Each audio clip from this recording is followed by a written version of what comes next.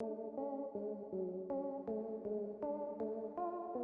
आपको पता है कि चांद को देखते ही शेर क्यों दहाड़ने लगता है?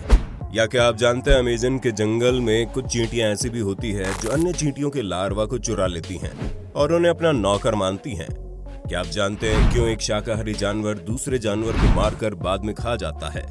दरअसल ये सवाल आपको हैरान कर सकते हैं, लेकिन ये एकमात्र वास्तविक बात है। लेकिन इन सवालों के जवाब आपको और भी अधिक हैरान कर सकते हैं। हम सभी जानते हैं कि हर एक जानवर की अपनी विशेषता होती है, जैसे कि बियर मछली पकड़ना और उसे खाना पसंद करते हैं। मीरकेट्स अपने दो पैरों पर खड़े हो सकते हैं। भेड़ अपने भोजन के लिए घास चर सकती है। लेकिन क्या आप कभी सोच सकते हैं हंस के एक निरीह प्राणी मेंढक का शिकार कर सकते हैं? क्या आप इस तथ्य से चकित हैं? खैर, ये तो हकीकत है। ज्यादातर मामलों में हंस जैसे जानवर मेंढक का शिकार करते हैं और उन्हें खा जाते हैं। अब हम आप सभी को कुछ और खतरनाक फैक्ट्स के बारे में बताएंगे। एक हंस पूरे मेंढक को खा सकता है, जो आप पहले ही सुन चुके हैं। लेकिन इससे भी चौंकाने वाला तथ्य यह है कि हिरण पक्षी अपने बच्चों को खा जाता है। अब सवाल ये उठता है कि इस तरह का जानवर शिकार करने वाले जानवर की तरह क्यों व्यवहार करता है? एक हंस सामान्य रूप से छोटी मछलियों, घोंगे और फल को खा सकता है, उन्हें जीवित रहने के लिए। लेकिन वे मेंढक खाते हैं क्योंकि मेंढकों में बहुत सारे न्यूट्रिएंट्स होते हैं।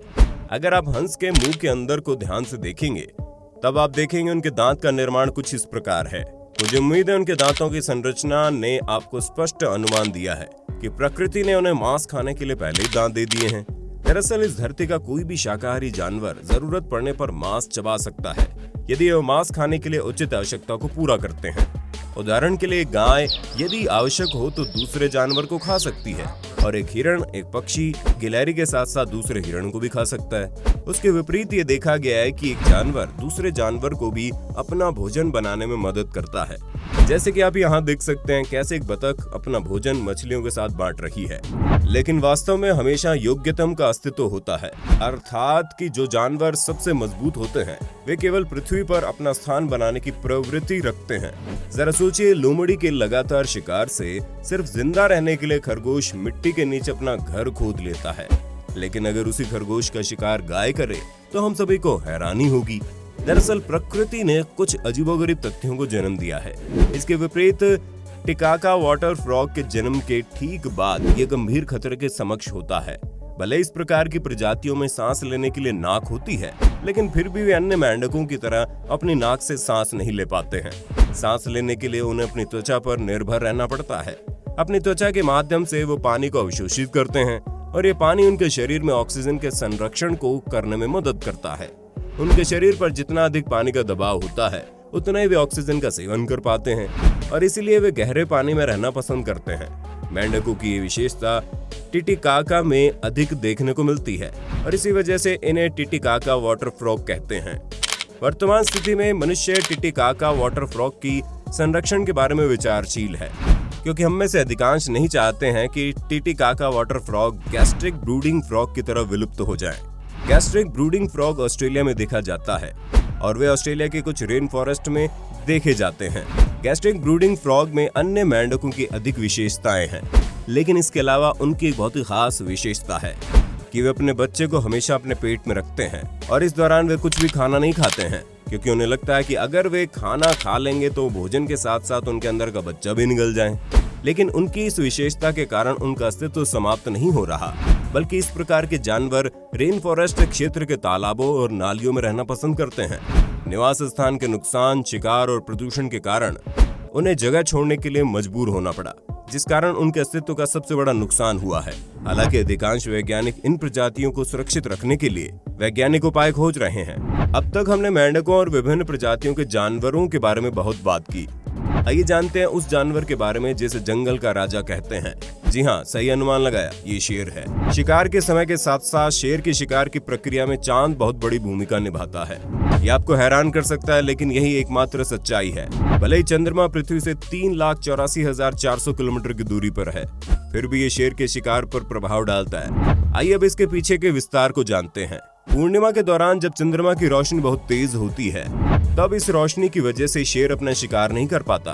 पूर्णिमा के दौरान शेर ज्यादातर दिन के समय हमला करता है, लेकिन शेर के व्यवहार में शेर कभी भी दिन के समय शिकार करना पसंद नहीं करता। लेकिन पूर्णिमा के दौरान शेर दिन के समय शिकार पे लिए जाने वाले बाध्य होता है। पूर्णिमा के बाद जब चंद्रमा की रोशनी कम होती है तब शेर रात में अपने शिकार करना जारी रखता है।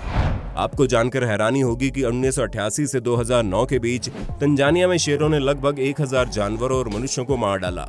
मुझे आशा है शेरों पर प्रकृति के नियंत्रण में आपको चकित कर दिया होगा, लेकिन अधिक आश्चर्यजनक तथ्यों के लिए अपने विस्मय को बचा कर रखिए। अगर प्रकृति वास्तव में एक अजीब प्राणी बनाती है तो उसे निसंदेह जमैका मेल लिजर्ड कहते हैं। अब आप सोच रहे होंगे मैंने ऐसा क्यों कहा। वास्तव में वे ही पृथ्वी का एकमात्र प्रजाति है जो पृथ्वी पर अपना स्थान बचाने के लिए पुशअप प्रकार का एक्सरसाइज करते हैं। मादा जमैका लिजर्ड पर नर जमैका लिजर्ड की तुलना में बहुत ही कम जगह घेरती है, क्योंकि वे वहां कई मादा जमैका लिजर्ड के साथ रहते हैं। अपने स्थान पर कब्जा दिखाने के साथ साथ अपनी मादा जमैका लिजर्ड से बचने के लिए वो पुशअप एक्सरसाइज करते रहते हैं। गंभीरता से प्रकृति के तरीके हमारी विचार प्रक्रिया से पूरी तरह विभिन्न है। प्रकृति के कुछ ऐसे तरीके हो सकते हैं जो हमें विस्मय और जिज्ञासा से भर दें, लेकिन हमें प्रकृति के उन तरीकों का आनंद लेते रहना चाहिए, क्योंकि प्रकृति के विभिन्न तरीकों के जन्म के पीछे हमेशा एक कारण होता है और कुछ महत्वपूर्ण होना चाहिए जिसके लिए प्रकृति ने ऐसे तथ्यों को जन्म दिया।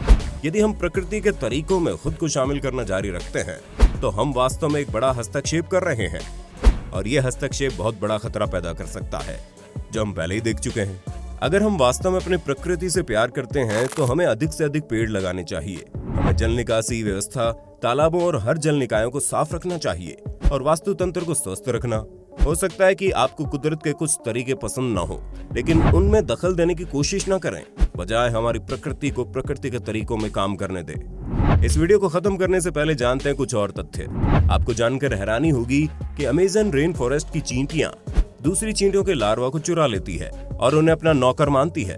दरअसल अमेज़न के रेन फॉरेस्ट की चींटियां अपने तेज मुंह के कारण अपने लार्वा की देखभाल नहीं कर पाती, इसलिए वो अपने लार्वा को बचाने के लिए अन्य चींटियों के लार्वा को चुरा लेती हैं।